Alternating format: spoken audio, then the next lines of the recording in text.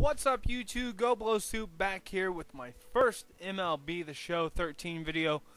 I'm looking to do a career mode here. Hopefully I'll be able to stay with it and give you guys plenty of gameplay footage as well as plenty of updates on my career. But anyways, I want to give you a real quick, real fast rundown of what I've been doing and what you can expect to see from me here in the near future.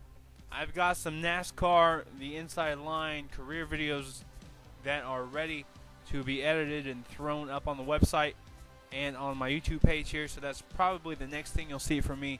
I've got my NCAA tournament, March Madness tournament from College Hoops 2K8 with the updated rosters that I will also be uploading soon. I went ahead and picked a team. I went ahead and picked Wisconsin, who actually got knocked out in the first round of this year's tournament, but many people had expected them to go quite far. I was one of those, and I turned out being very wrong. However, I am going to go ahead and run through that with them on 2K8 and see how well I do. Hopefully I'll do better than I did in real life, and hopefully I can take them a little bit farther. If you guys haven't been keeping up with the NCAA tournament in the men's, did you see that guy break his leg the other night? What was his name? Ware on Louisville? That was one of the craziest things I've seen. It reminded me very much of the Joe Theismann incident, but thanks to high definition video and the immense coverage that CBS provided during the accident, it was one of the nastiest things I've seen.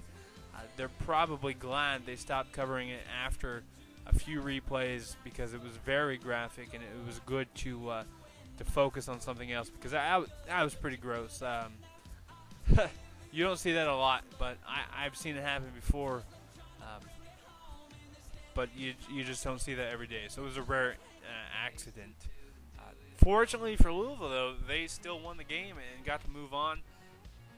They're going to be playing Wichita State, a Missouri Valley Conference team, very near to me. I went to Indiana State, so I got to see a lot of Wichita State throughout my 4 years on campus. A lot of basketball, very good at basketball. That McDermott's a very good athlete. They're going to be missed in the MoVal as I believe they move out to the Big East next year. They're going to join the Catholic, the Catholic 6 or Catholic 7 now? I don't know how many of those guys are left of the original Big East. But that's what they're going to be joining, as well as there's a couple other schools I can't think of right off the top of my head, but that might be a very fun conference next year, and it's huge for Wichita State. I think they'll increase exposure as well as increase their number of recruits. I think they're going to become a really tough team, tougher than they already are. You know, getting a March Madness bid, getting to the Final Four. Losing to Creighton though in the conference tournament was surprising, but getting this far really showed what their value is, and now they're going to come around and hopefully bring a championship home for the Missouri Valley. I think Cincinnati was the last team to win the conference or win the national championship in the conference, and then Indiana State obviously in '79 was the last team from the conference to get this far. So. It's good for the conference, and hopefully they get it in their last year in the conference. Now, today was opening date. Today for opening day today, yeah, it was opening day today for MLB. And for those of you who didn't watch it, the Cubs got a win, and every Cub fan will rejoice as the Cubs are tied for first place. Cincinnati gets beat by the Los Angeles Angels of Anaheim. And it still annoys me that they call it the Los Angeles Angels of Anaheim. Why don't you just call them the Anaheim Angels? Let's stop throwing words out there. You can't be in Los Angeles and Anaheim. I understand they're really close together. Same problem happened with the Ducks. They were the Anaheim Ducks and the LA Ducks, and then the LA Ducks of Anaheim. Now they're the LA Ducks. So it is what it is. But baseball's back. I was really surprised to see Houston pull out the win last night against Texas. Houston might be a sleeper. Honestly, I think Houston could easily win the American League East, the American League West. Sorry, I think they could win that because for some reason, Houston always starts strong, and every team in the West, in the American League West, starts slow. Seattle's not got a lot of depth. They've got some good young talent. Oakland, they have a very championship potential team in them, but they have to get through their conference or their division. And that's something I don't think they can do. I think they struggle on the road a lot still. They're going to have a hard time facing teams like Texas and Anaheim. And then you turn around, and you have Houston, who new to the American League, moving over from the NL Central, which was probably the toughest baseball division in the last 10 years. They want to win. They've got a young team. They've added some depth with Carlos Pena, and they've got some new pitching. They might be a sleeper. Anything can happen in baseball. We see it happen all the time. We see teams coming out of left field and doing really well simply because they're building from the ground up. And that's what Houston's doing. They're using their farm system, and a lot of the teams are struggling with injuries. You saw the Yankees, no Jeter in the lineup today, no A-Rod.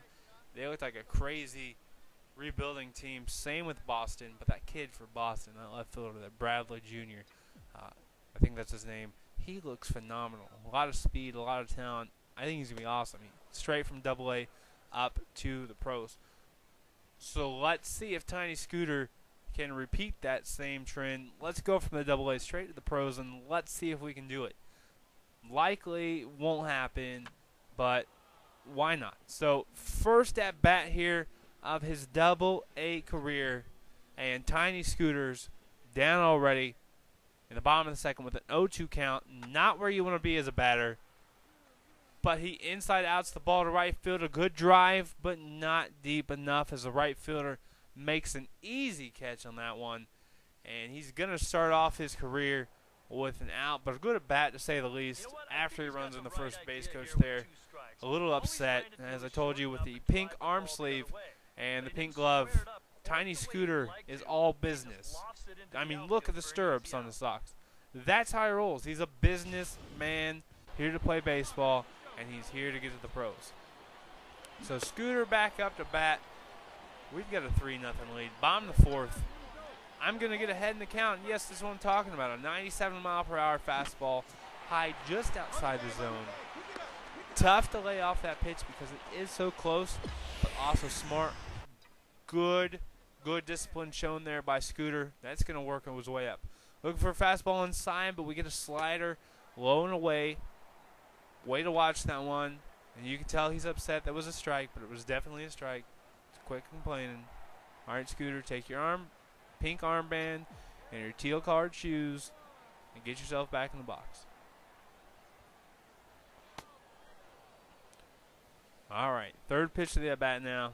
Let's see what happens here. 1-1 count. I'm going to hit a slider up the middle, and I'm going to get a base hit in my first game at the AA level and my first career base hit in my second at-bat. So batting 500 already is the second baseman out of Canada. And the Blue Wahoos with the lead still. Nice base hit, though. Almost catches the pitcher's left foot. Glad it didn't, because it most likely would have been a ground out. And a good single. But nothing happens with me on the base. Now bottom of the fifth, back up, bases loaded. And I got fooled by the changeup. Boy, Tiny Scooter looks silly there. So 2 outs, 0-1 count. The underhanded throw with the potential to get some runs in. And Scooter's going to ground into the fielder's choice at third base. A poor at bat, but we've got a 3-0 lead. Now, first fielding choice for Scooter, and he's going to show his callers. He's nervous. He's scared, and he almost chucks one into the crowd. Luckily, he didn't. The air doesn't cost much, but it does lead to a run. Now, the bottom of the seventh, the runner at third base, 2 outs. Base hit back up the middle.